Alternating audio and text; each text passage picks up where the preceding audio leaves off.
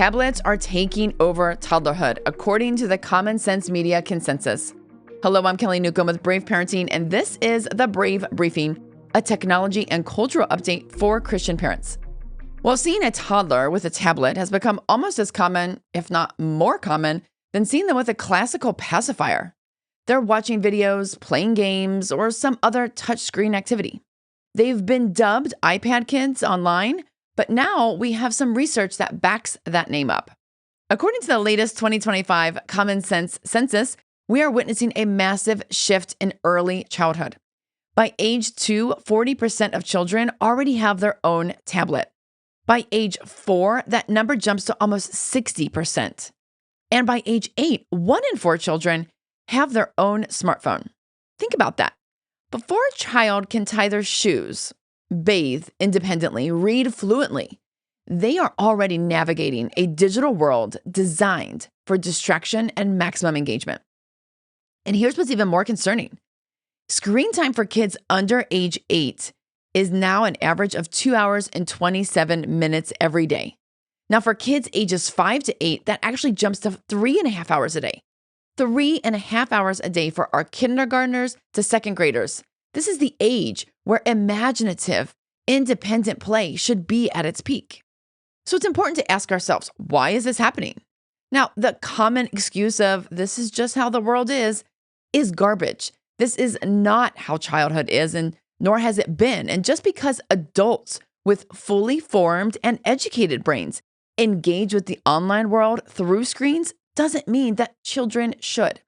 The real reason this is happening is that adults, but especially parents, have become addicted to convenience. Maybe not addicted, but inarguably, most are deceived that all convenience is good.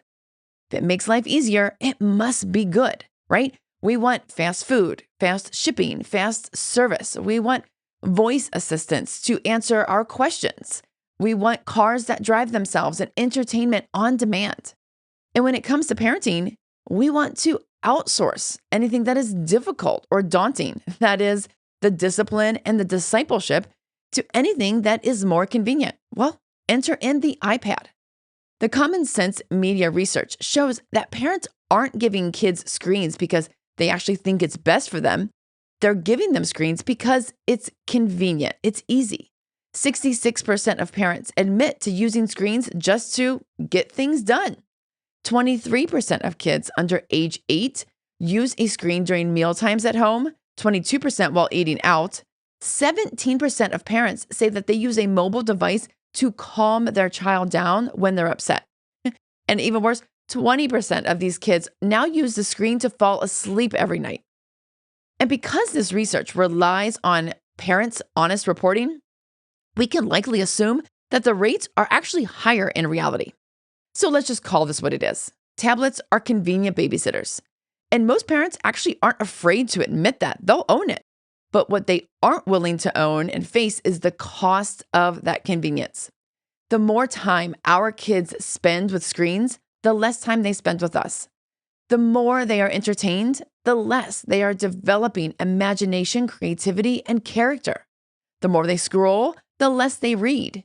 The more they look at screens, the less opportunities they will have to gain real-world experiences that they need to develop resilience for life.